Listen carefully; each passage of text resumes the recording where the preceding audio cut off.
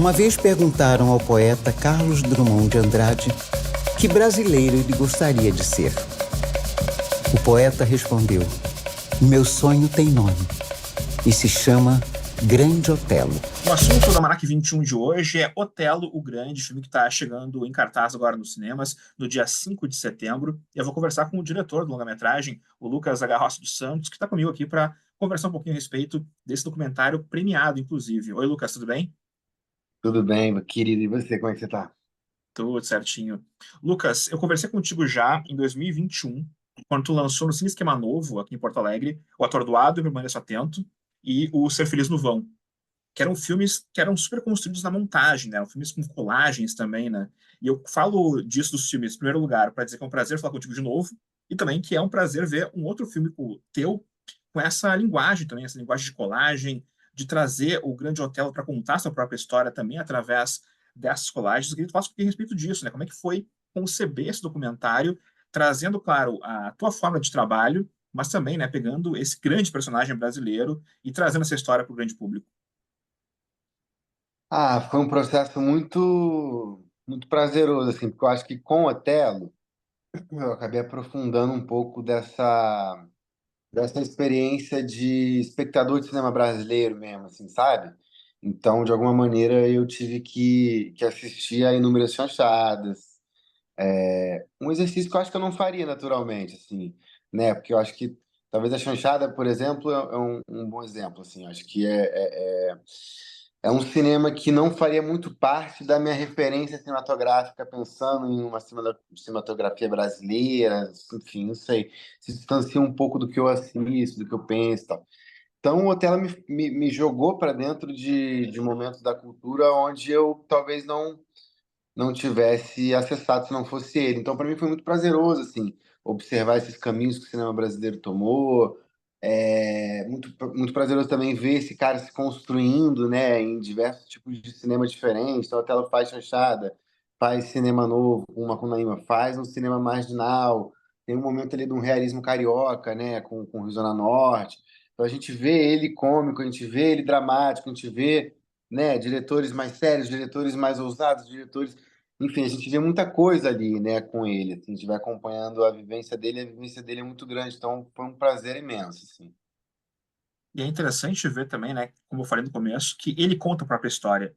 Como é que é também, né, ir nesse baú de entrevistas que ele tem, né? Ele tem entrevistas do começo de carreira até mais perto, né, do fim da vida. Como é que foi construir também isso, né? Essa narrativa através da própria palavra dele, né? Ele contando a própria história.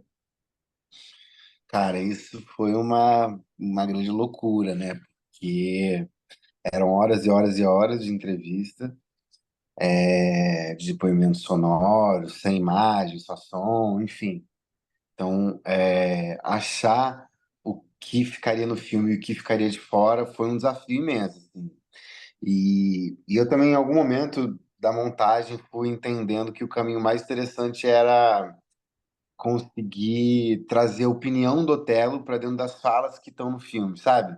Então, além de ser um filme em Sim. primeira pessoa, eu comecei a entender quais eram as histórias, qual era a forma, quais eram as cenas que ele gostaria muito que tivesse no filme. Então, eu brinco que foi, tipo, de alguma maneira, um trabalho meio de psicografar, assim, sabe? O que o Otelo Sim. queria, né? Então, eu fiquei muito nesse jogo com ele, assim, de entender o que ele queria, o que ele queria, o que ele queria para fazer o filme dele, assim. Então, foi um desafio enorme, mas, de novo, um puta prazer, porque o cara é um gênio, entendeu? Então, eu fiquei 5 anos, né, fazendo esse processo de montagem, entre idas e vindas, né? Eu comecei com um montador chamado Renato Vallone, que montou, enfim, montador incrível, faz várias coisas, montou também o estúdio do Eric Rocha, e terminei o filme com o William Dias, que é um montador também maravilhoso. Só que aí, entre o Valone sair e o William terminar o filme, eu fiquei um tempo longo sozinho, assim. Então, foram 3 momentos diferentes de passar por montagens diferentes. Então, foi bem complexo, assim. Não foi um trabalho simples de montagem, não. Pelo contrário, foi um desafio mesmo. Nesse momento que você estava sozinho, era você e o Otelo, então, né? Vocês dois ali, né, ele te contando coisas e tu tentando colocar no filme, né? Imagino que é um desafio também de muito material, e tem que fazer um filme, claro, né, que seja um filme comercial, né, que tem 1h30, 1h20 no máximo, né, para que também, né, o público possa assistir ao filme e não ter 5 horas, né, de longa-metragem. Então, o desafio, imagino eu, é de cortar o que tu gostaria, imagino eu, de colocar, mas que sabe que o filme ele ia sofrer por algum motivo, seja pelo ritmo, seja por uma história que talvez não feche com tudo que está contando. Como é que foi isso também, né, de saber cortar a gordura e colocar o sumo dessa história? Isso foi também um processo longo, porque a gente juntou basicamente 300 horas de material. É muita coisa. Então veja bem, se você parar para pensar, né, é muita coisa mesmo, assim, é um material muito extenso, né? Tipo, quando a gente fala de 300 horas, a gente está falando de mais ou menos 18 mil minutos, né? O filme tem 82 só. Então, 17.900 e sei lá quantos minutos a gente não usou, né? Então, assim, isso é uma estatística, né? Um dado básico, assim, para dimensionar, mas o ponto é que aí quando a gente está falando sobre criação, né? A gente também tem um outro fator que é esse lugar, a gente é sensível, né? Quando a gente está fazendo um filme, quando a gente está vendo, quando a gente está decupando, quando a gente está pensando em como contar uma história, tudo isso é um processo sensível, assim. Então, foi bem difícil, mas ao mesmo tempo é isso que eu te falei. Assim, eu fiquei muito nessa de defender o Otelo. Então, por exemplo, um exercício que eu fiz sozinho na montagem, que foi muito importante, foi entender quais eram os assuntos mais recorrentes que ele mesmo falava. Então, assim, nas 10 entrevistas dele, né, ele falou 5 vezes sobre um assunto X. E nas outras 10 vezes, todas as vezes ele falou sobre o assunto Y, eu passei a entender que o assunto Y tinha que estar no filme. Se eu quero fazer um filme dele, por ele mesmo, contando a história dele, do jeito que ele queria, eu tenho que analisar o que que existe, que ele, né, quais foram os caminhos que ele traçou, o que que ele disse, o que que existe dele por ele mesmo, que para ele seja importante, né? Então, eu contei muito com a família também, de bater essa bola com eles me falarem várias coisas, porque conviveram muitos anos com ele, né? E muito com essa coisa de ficar apurando os materiais. E aí nessa, eu acho que o caminho que fez isso surgir, né, esses 82 minutos que viraram filme, é muito num lugar de tentar entender o que o Otelo queria e do jeito que ele queria, né? Óbvio, com questões externas também, da minha opinião, toda uma discussão racial, por exemplo, que também foi uma busca minha ali de trazer, né, várias falas dele sobre isso. Óbvio que tem a ver com ele, é óbvio que ele falou, então óbvio que ele pensava, mas talvez o filme tivesse espaço para outras histórias. Eu quis muito priorizar essa, sim, e deu no que deu. Tá aí o filme. Não, até eu ia comentar mesmo sobre a história, né? Ele comenta sobre racismo, né, no filme. E isso é muito importante porque ele vivia, e nós vivemos ainda, né, numa sociedade racista. Então ele comenta isso, ele comenta os personagens dele, ele fala sobre isso também, né? Sobre o papel dele também nesses longas, como era trabalhar com isso. Então também eu acho que tu mesmo como um diretor, Lucas, que, claro, quer falar sobre o assunto, já falou sobre esse assunto também em outros trabalhos teus, é interessante ver também o como tu coloca o Grande Otelo nessa questão, sendo que ele já falava isso, obviamente, antes, mas agora tu coloca, claro, uma lente de aumento ali também, né, para as coisas que ele queria falar, e tu consegue buscar nas entrevistas que ele tinha dado. Exatamente. E acho também que tem um lance que é o seguinte: eu fiquei muito pensando numa coisa que é importante, que é como fazer o Otelo se comunicar com uma nova geração. Então, assim, para uma galera de 20, 18, 25, sei lá, que não conhece o Otelo, não tem dimensão de quem ele é, e isso é comum mais do que deveria. Se é que isso poderia ser comum, mas enfim. É, é isso. Eu comecei a pensar, caralho, como eu falo com essa galera, como eu faço essa galera se comunicar com o Otelo, como eu faço o Otelo se comunicar com essa galera, enfim, e tal, isso aqui. E aí uma das coisas que me chamou a atenção foi isso, né? Foi perceber que hoje em dia a gente tem cada vez mais amadurecido o debate em torno da questão racial no Brasil, né? Então, eu sinto que isso é falado, isso se tornou crime, então as pessoas primeiro têm medo de ser presas, depois, né? Muita coisa acontecendo em torno desse tema, dessa questão, assim. Então, eu também entendi que era uma maneira não só de fazer jus à história desse cara, porque foi um primeiro ator negro com protagonismo no cinema, né, brasileiro, então isso por si só já tem muito valor e já deveria estar no filme, ponto. Segundo, porque eu sinto que é uma coisa que machucou muito ele ao longo da vida inteira, né? Tipo assim, machuca muito mesmo. O racismo é brutal, né? É um discurso de ódio, é uma coisa muito violenta. Então, o Asterix está lá porque isso prejudicou e cruzou o caminho dele, né? E além de tudo, eu também entendi que é uma maneira de uma galera mais jovem assistir e entender sobre o que eles estão falando hoje, né? Também, pelo ponto de vista de quem viveu isso 100 anos atrás, basicamente, 90, que fosse. Mas assim, sabe? Então, é um pouco essa perspectiva, assim, o racismo está colocado nesse lugar, assim, sabe? Primeiro por ele, segundo porque eu acho que é importante para contar a história desse homem, e terceiro porque eu acho que se comunica com os debates atuais também.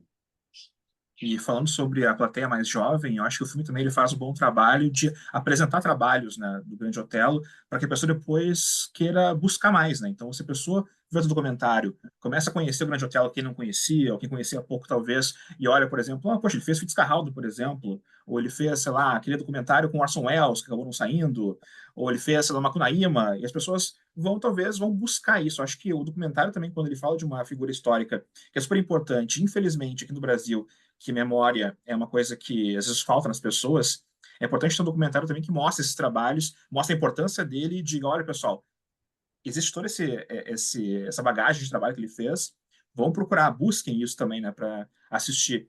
Infelizmente não é fácil às vezes, de achar, né? Mas eu acho que é botar aquela sementinha na cabeça da pessoa para que ela vai buscar os trabalhos do Grande Hotel. Eu acho que o filme ele faz bem esse trabalho. Super, exatamente, porque tem lá uma infinidade de arquivos, né? Então, assim, eu acho que cada pessoa pode se identificar com uma cena, com um momento, né?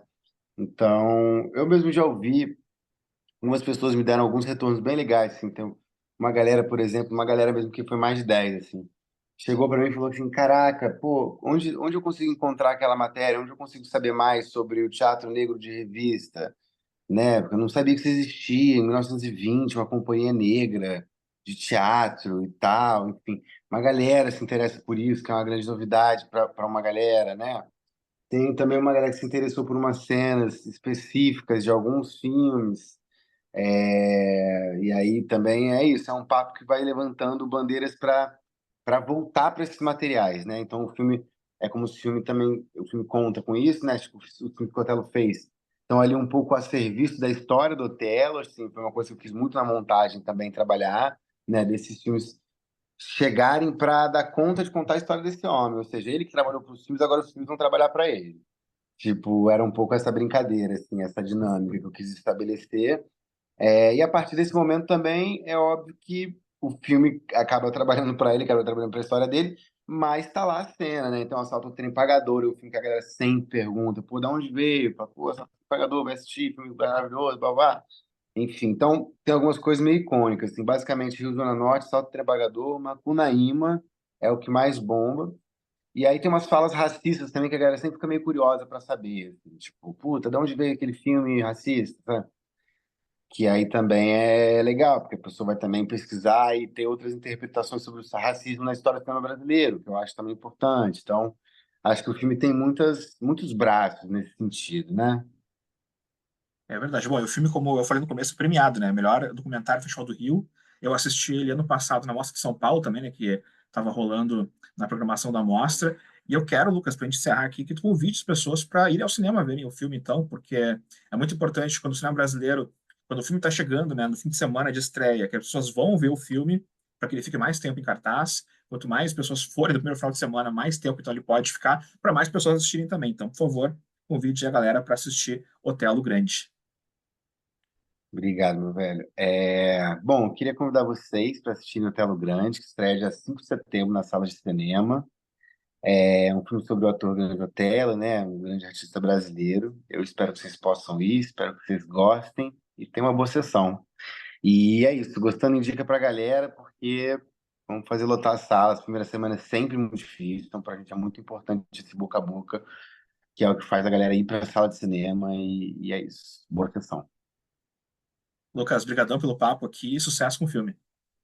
Obrigado, Rodrigo, muito obrigado, cara. Tô animado para lançar, assim, acho que essa coisa também de ver o Otelo voltando para as telas, assim, é uma coisa que me emociona um pouquinho, eu confesso, assim. Tipo, amanhã vai ter para estrear em Salvador, eu já fiz São Paulo, já fiz BH, enfim, eu tô meio viajando. E aí toda vez que agora que vai estrear, que eu pensei sobre isso. E no festival, tal, não sei o que, você fica numa coisa meio, né, festival, é legal, você quer... Primeira vez que você vai ouvir alguém opinando sobre o filme, é outra coisa. Mas agora, lançar em circuito, e primeiro longa também, né? Mas lançar em circuito, eu tô olhando pro hotel na tela e tô pensando, caralho, o cara tá voltando depois de 30 anos, né? E Tipo, é bem responsa, né? maneiro. E responde, exatamente. Valeu, Lucas. Obrigadão, viu, pela participação e sucesso. Espero que o filme faça uma boa bilheteria agora, até para depois chegar no streaming também, que é importante também o pessoal poder ver depois, né? Depois de sair do cinema, tem o streaming aí para curtir também. Com certeza, é isso. Vai dar certo, vamos que vamos.